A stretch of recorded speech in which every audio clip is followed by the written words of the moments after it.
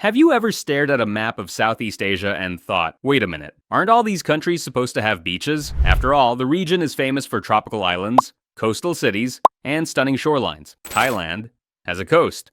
Vietnam definitely has a coast. Indonesia, it's basically all coast. Even tiny Singapore is right on the sea. But there's one country in Southeast Asia that breaks this pattern. A country with zero coastline. No beaches, no ports, no access to the open ocean at all. That country is Laos. But why? How did Laos end up as the only landlocked nation in Southeast Asia? Well, to answer that, we need to travel back in time. Through centuries of shifting borders, colonial ambitions, and the unique geography of the region. Historical background. Let's start with a simple fact. Laos didn't choose to be landlocked. It was largely a matter of geography and history working together. In the medieval period, between the 14th and 18th centuries, the Lao people built their kingdoms inland, mainly along the Mekong River. This massive river acted like Laos's lifeline, a natural highway for trade, travel, and agriculture. Cities like Luang Prabang and Vientiane flourished along the Mekong, becoming cultural and political centers. But there was a catch. The Mekong runs north to south, not toward the sea, at least not in a way Laos could control. Meanwhile, the land to the east of Laos is covered by the Annamite Mountains, a rugged range that forms a natural barrier between Laos and Vietnam. These mountains made it almost impossible for Laos to expand eastward toward the coast, and the areas to the west, those were dominated by powerful neighbors like Thailand and Burma, who were often stronger militarily and politically. So, over time, Laos developed as an inland civilization, centered on rivers and valleys, but cut off from the coast. The colonial era. But here's where the story gets really interesting. In the late 19th century, France colonized much of Southeast Asia, creating a region called French Indochina. This included Vietnam, Cambodia, and yes, Laos.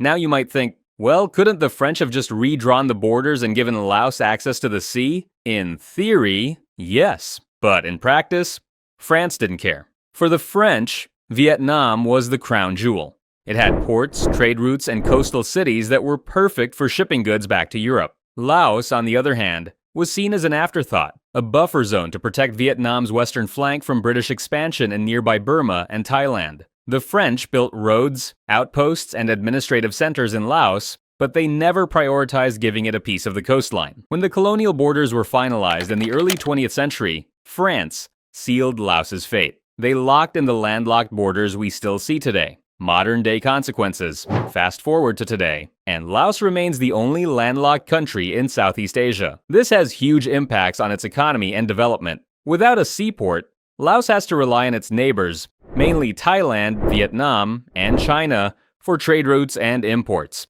And yet, despite this limitation, Laos has managed to carve out a unique identity. It's a country rich in culture, Buddhist traditions, and stunning landscapes, from ancient temples to misty mountains. In fact, some might say that being landlocked has preserved Laos's way of life, keeping it a little quieter, a little more off the beaten path compared to its bustling neighbors. So the next time you look at a map of Southeast Asia and notice Laos sitting quietly in the middle, surrounded by mountains, rivers, and borders, you'll know this story. Laos didn't end up landlocked by accident. It's the result of geography, colonial history, and the complicated puzzle of Southeast Asian politics. And that's why, even in a region known for tropical beaches, Laos stands alone. If you enjoyed this deep dive into geography and history, don't forget to like, subscribe, and click the bell so you won't miss our next video. What other countries should we cover next? Let us know in the comments.